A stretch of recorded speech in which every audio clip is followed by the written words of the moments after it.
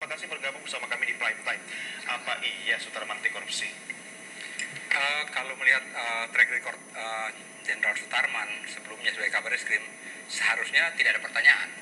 Karena salah satu tugas daripada Baris Krim yaitu di bawahnya ada Direktorat Tindak Pidana Korupsi. Ya. Maka itu bukan pertanyaan, tapi merupakan tekad dari Jenderal Sutarman seharusnya. Tapi ketika kita melihat pengalaman Polri dengan KPK kemarin itu, bagaimana Anda bisa memberikan keyakinan kepada masyarakat? Ya, pada saat itu kan memang terjadi semacam polemik siapa yang paling prioritas menangani dugaan tindak pidana korupsi yang terjadi pada saat kasus simulator SIM. Ya, ini soal wewenang, artinya bukan soal siapa yang mendukung atau tidak terhadap pemberantasan anti korupsi. Betul. Oke, nah menurut Anda, apakah semangatnya sekarang Jenderal Sutarman ini mampu membawa perubahan dalam tubuh Polri untuk memberantas korupsi? Inilah tantangan terhadap sebuah penugasan. Pada saat beliau menjadi Kabar Eskrim, beliau sebagai Panglima Reserse. Saat ini beliau adalah Panglima dari seluruh kepolisian negara Republik Indonesia.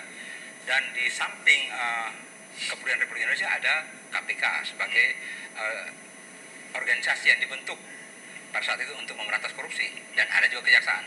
Yang mana baik jaksa, baik Polri maupun KPK sama-sama boleh menangani tindak pidana korupsi. Ya, nggak akan terjadi tarik-menarik lagi nih, kalau sama-sama bersemangat. Seharusnya kalau sama-sama bersemangat karena memang niatnya untuk berantas korupsi, harusnya bersinergi.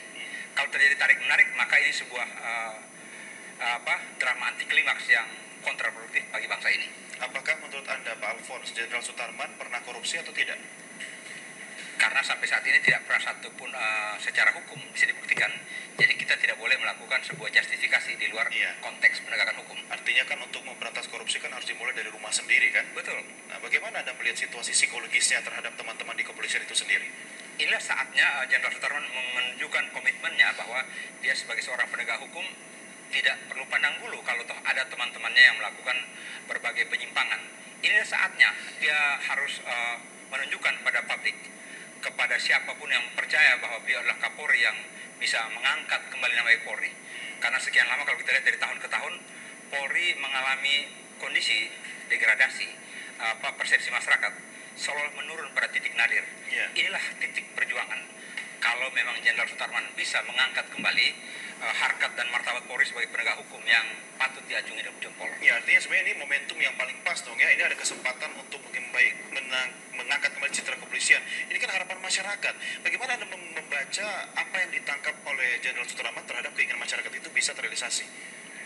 Jenderal Sutarman harus menyadari bahwa harapan masyarakat begitu besar terhadap aparat penegak hukum, termasuk Polri, untuk bisa menegakkan hukum. Walaupun kita tahu bahwa menegakkan hukum dalam hal perbuatan-perbuatan korupsi di negeri ini ibaratnya badai tsunami, tapi beliau harus menjadi tiang pancang yang menyatakan kepada rakyat Indonesia bahwa beliau adalah orang yang tidak karena sebuah bargaining politik, bukan karena pesan sponsor tertentu, menjadi seorang pimpinan Polri. Emang kalau pesan sponsor, pesan dari siapa sih? Dari Cikeas? Gak wajar dong kalau presiden misalnya kan memilih Kapolri yang paling terbaik menurut kacamata presiden kan? Ya, itu memang pemilihan Kapolri merupakan hak prerogatif presiden. Betul. Nah, presiden pun seharusnya kan memang ada dalam track niat untuk memberantas korupsi secara konsisten. Tapi apa bedanya antara Sutarman dengan Badrudin Haiti sehingga akhirnya yang diajukan Badrudin Haiti oleh Timur Pradopo tidak disetujui oleh SBY? Presiden punya pertimbangan sendiri dalam hal ini, track record maupun privilege ataupun preference apa yang presiden pikirkan untuk Polri ke depan itu ada dalam pertimbangan presiden. Setidaknya untuk mengamankan pemilu 2014 butuh orang yang paling pas, dianggap Sutarman lah yang paling pas. Sampai saat ini karena itu pilihan presiden, harusnya itu yang kita lihat sebagai sebuah pola penilaian. Oke, Pak Alfons, kita break dulu, kita lanjutkan di segmen berikutnya. Pemirsa, kami segera kembali setelah